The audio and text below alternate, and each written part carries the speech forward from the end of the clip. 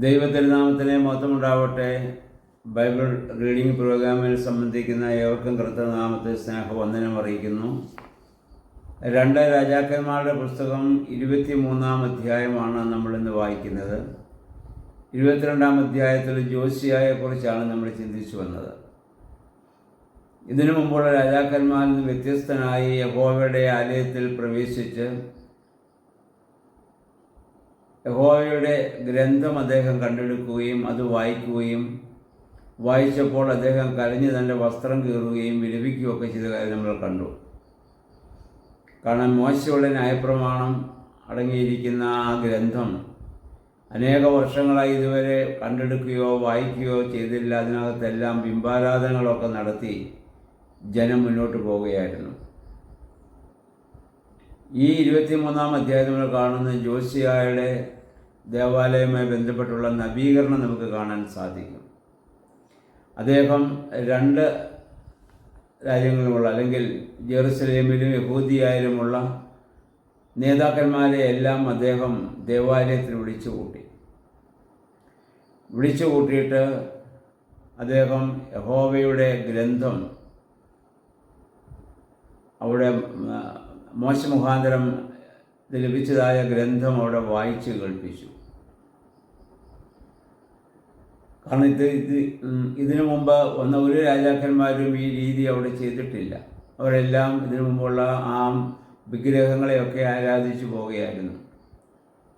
എന്നാൽ ജോസിയ അതിൽ നിന്ന് വ്യത്യസ്തനായി ആ ഗ്രന്ഥം വായിക്കുകയും അവിടെ വെച്ച് ദൈവസന്നിധിയിൽ വെച്ച് ദൈവത്തോട് അദ്ദേഹം ഒരു ഉടമ്പടി ചെയ്യുകയും ജനങ്ങളെല്ലാം ആ ഉടമ്പടിയിൽ പങ്കുചേരുകയും ചെയ്തതായി നമ്മളിവിടെ കാണുന്നുണ്ട്. പുരോഹിതന്മാരെയും പ്രവാചകന്മാരെയും എല്ലാം അദ്ദേഹം അവിടെ ഒന്നിച്ചു കൂട്ടിയിരുന്നു. എന്നിട്ടിനി നമ്മൾ ആ ദൈവത്തെ മാത്രമേ ആരാധിക്കുകയുള്ളൂ എന്നുള്ള പ്രതിജ്ഞ അവിടെ വെച്ച് അവർ എടുക്കുകയാണ്.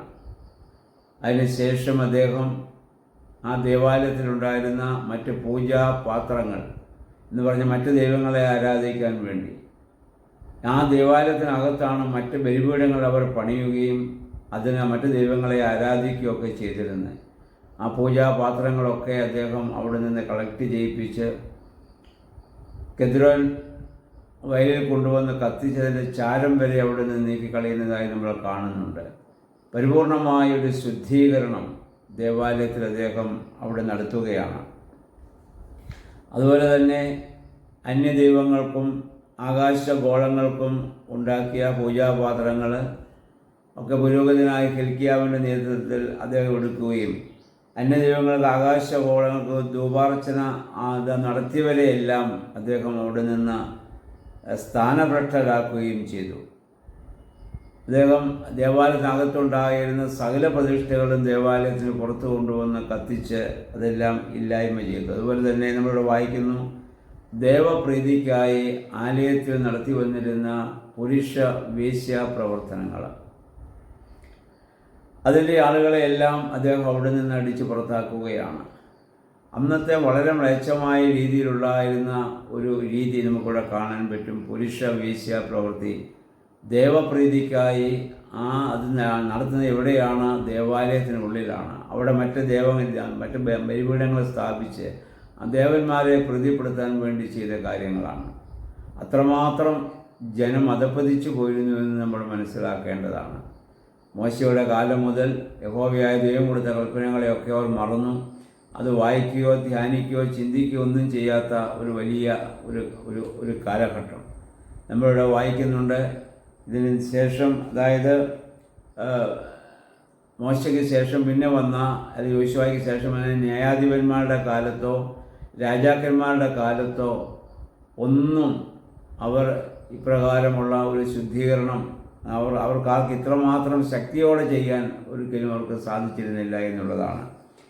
അതുപോലെ തന്നെ അതിൻ്റെ 10-ാം വാക്യം നമ്മൾ വായിക്കുന്നു, പുത്രീപുത്രന്മാരെ മോളേക്കിന് ബലിയർപ്പിക്കുന്ന രീതി അദ്ദേഹം നിർത്തലാക്കി. അക്കാലം നടന്ന ഒരു രീതിയായിരുന്നത് പുത്രീപുത്രന്മാരെ യാഗമർപ്പിക്കുക. നമ്മൾ ആകാശ രാജാവ് വരെ അത് ചെയ്തതിന് മുമ്പ് നമ്മൾ കണ്ടതാണല്ലോ.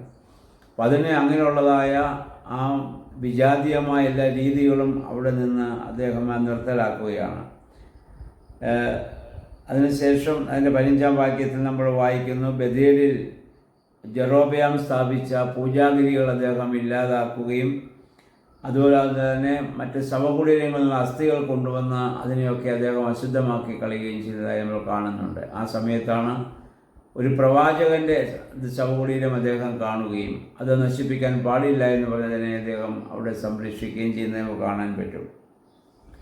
21 മുതലുള്ള വാക്യങ്ങൾ നമ്മൾ വായിക്കുമ്പോഴാണ് ഇതിനു മുൻപ് അനേക വർഷങ്ങളായി മുടങ്ങിക്കിടന്ന പെസഹ ആചരണം പുനഃസ്ഥാപിക്കുകയാണ്.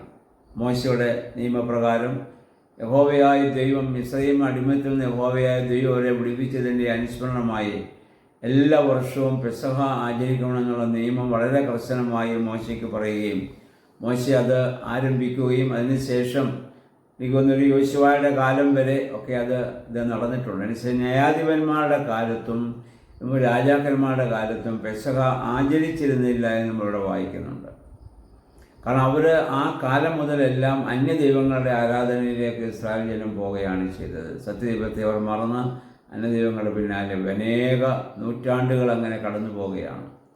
എന്നാൽ ഈ ജോസിയ വന്നിട്ട് ആ പെസഹ അവിടെ പുനഃസ്ഥാപിക്കുകയാണ്. ഇനി എല്ലാവരും എല്ലാ വർഷവും പെസഹ ആചരിക്കണമെന്ന് പറഞ്ഞ് ആദ്യ പെസഹ അവിടെ ആചരിക്കുന്നതായി നമ്മളിവിടെ വായിക്കുന്നുണ്ട്. അതുപോലെ തന്നെ യഹൂദിയായാലും ജെറുസലേമിലും ഒക്കെ ഉണ്ടായിരുന്ന ആഭിചാരകന്മാരെ, ശകുനക്കാരെ, അവരുടെ കുലവിഗ്രഹങ്ങളെല്ലാം അദ്ദേഹം അവിടെ നിന്ന് നശിപ്പിച്ച് കളയുകയാണ്. 25-ാം വാക്യം നമ്മൾ വായിക്കുന്നത്, മോശയുടെ ന്യായപ്രമാണ പ്രകാരം പൂർണ്ണ ആത്മാവോടും പൂർണ്ണ ശക്തിയോടും കർത്താവിനെ പിൻചെന്ന ഏകരാജാവായി ജോസിയെക്കുറിച്ച് നമ്മൾ വായിക്കുകയാണ്. മോശയുടെ ന്യായപ്രമാണത്തിലുണ്ടായിരുന്നല്ലോ, ദൈവമായ കർത്താവിനെ പൂർണ്ണാത്മാവോടും പൂർണ്ണ മനസ്സോടും പൂർണ്ണ ശക്തിയോടും സ്നേഹിക്കണം.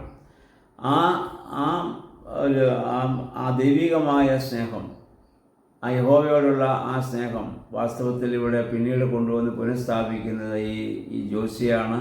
ഇടയ്ക്ക് ചില രാജാക്കന്മാരൊക്കെ കുറേയൊക്കെ നീതിപൂർവ്വം ചെയ്തെങ്കിലും പൂർണ്ണമായി ഈ വിഗ്രഹങ്ങളെ നീക്കം ചെയ്യുവാനോ അപ്രകാരമുള്ളതായ ആ ഒരു ജാതീയമായ എല്ലാ മ്ലേച്ഛതകളും നീക്കം ചെയ്യാൻ അവർക്കാർക്കും സാധിച്ചിരുന്നില്ല. കാരണം അവിടെയുള്ള ജനങ്ങളുടെ സ്വാധീനവും മറ്റ് രാജാക്കന്മാരുടെ സ്വാധീനം മുഖാന്തരം അങ്ങനെ അവർക്ക് ചെയ്യേണ്ടതായി വന്നു. എന്നാൽ ജോസിയ രാജാവ് പൂർണ്ണമായ ഒരു ശുദ്ധീകരണം നടത്തുന്നതായി നമ്മളിവിടെ വായിക്കുന്നു. അവസാനം അദ്ദേഹത്തിന് ശേഷം അദ്ദേഹം ഇത് വധിക്കപ്പെടുന്ന അദ്ദേഹത്തിൻ്റെ മകൻ യഹോവാഹാസ്, അതിനുശേഷം യഹോവയാക്കീം അവർ രാജാക്കന്മാരാകുന്ന കാര്യം വരെയാണ് ഈ അധ്യായത്തിൽ നമ്മൾ വായിക്കുന്നത്. പുതിയ നിയമവുമായി നമ്മളിതിനെ ബന്ധിപ്പിക്കുമ്പോൾ ഇത് ദേവാലയം നമ്മൾ തന്നെയാണ് ദേവാലയമെന്ന് പൗലോസ്ലീഹ പറയുന്നു. നിങ്ങൾ ദൈവത്തിൻ്റെ ആലയമെന്ന് നിങ്ങൾ അറിയുന്നു. നിങ്ങളുടെ ആലയത്തെ വിശുദ്ധമായും ആരോഗ്യമായും കാത്തു സൂക്ഷിക്കാനുള്ള ഉള്ളതായ ഉത്തരവാദിത്വം നമുക്കുണ്ട്.